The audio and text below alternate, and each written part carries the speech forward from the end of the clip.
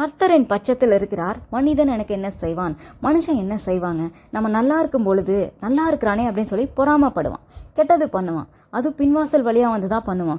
அப்புறம் நம்ம சோஷியல் மீடியாவுக்கு இது கொஞ்சம் ஃபேமஸ் ஆகிட்டீங்க அப்படின்னுச்சுன்னா, இல்லை நம்ம நல்லா இருக்கிறோம் அப்படின்னா அதில் கொஞ்சம் டைம் ஸ்பெண்ட் பண்ணுறோம், அது நம்மளுடைய வேல்யூ கொஞ்சம் அதிகமாகுது அப்படின்னா நமக்கே தெரியாமல் நம்ம மேலே கம்ப்ளைண்ட் பண்ணுற மாதிரி பண்ணி சஸ்பென்ஷன் கொடுப்பாங்க, அந்த மீடியாவை யூஸ் பண்ண விடாமல் பண்ணுவாங்க.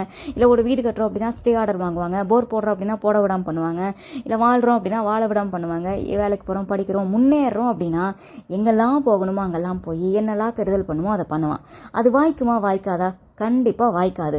கர்த்தர் உங்களோடு இருந்தால் நீங்கள் ஒத்தையாக இருக்கீங்க, தனியாக தான் இருக்கீங்க அப்படின்னாலும் நீங்கள் ஆண்டவருக்கு பிரியமாய் நடந்து அவருக்கு பிரியமாய் நடந்து அவர் மனது எதை பிரியப்படுதோ நீதியின் பாதையில் நடக்கிறீங்க அப்படின்னா கண்டிப்பாக கர்த்தர் உங்களோடு இருப்பார். அந்த மாதிரி உங்களுக்கு எகென்ஸ்டாக வருகிற நபர்கள் பலவான்களாக இருக்கிறான், அவன் தனியாக வரமாட்டான். ஏன்னா அவனுக்கு பயம், உன் கூட ஆண்டவர் இருக்கிறது அவனுக்கு முன்னாடியே தெரிஞ்சிருச்சு. ஏன்னா நீ வளர்றல, அதனால் அவனுக்கு பயம், தனியாக வரமாட்டான், பலசாலி தான், ஆனால் கூட்டமாக வருவான். பயப்படாதீங்க, அவன் பலவானாகவே இருந்தாலும் பல பலவான்கள் கூட்டமாய் சேர்ந்து வந்தாலும் அவன் உனக்கு எகெயின்ஸ்டா உன்னை வாழவே விடக்கூடாது, முன்னேறவே விடக்கூடாதுன்னு செய்கிற அந்த காரியங்கள் ஆண்டவருக்கு பிரியமில்லாத காரியம். அதனால் அது வாய்க்காது.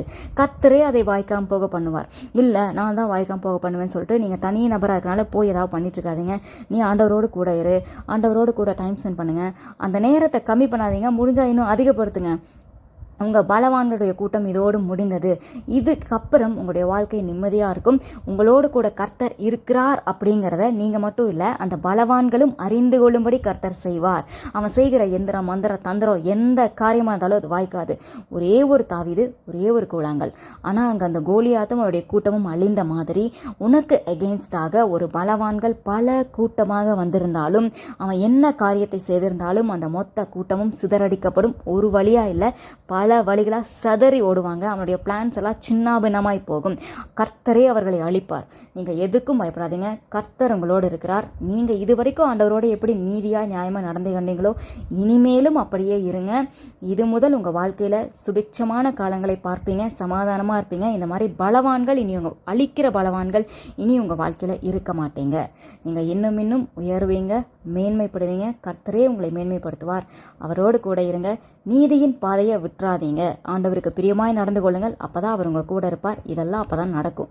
இல்லைன்னா பலவான்கள் கையில் உங்களை ஒப்பு கொடுத்துட்டு அவர் போயிடுவார். நம்ம கூட இருக்கணும் அப்படின்னா கர்த்தருக்கு பயந்து அவருக்கு பிரியமாய் நடந்தால் மட்டும்தான் இருப்பார். அநியாயத்துக்கு துணைப்போனால் அவர் விட்டுட்டு போயிடுவார். நீதியாய் நடந்து கொள்ளுங்கள். கர்த்தர் உங்களோடு இருப்பார். யாராலையும் உங்களை எதுவும் பண்ண முடியாது.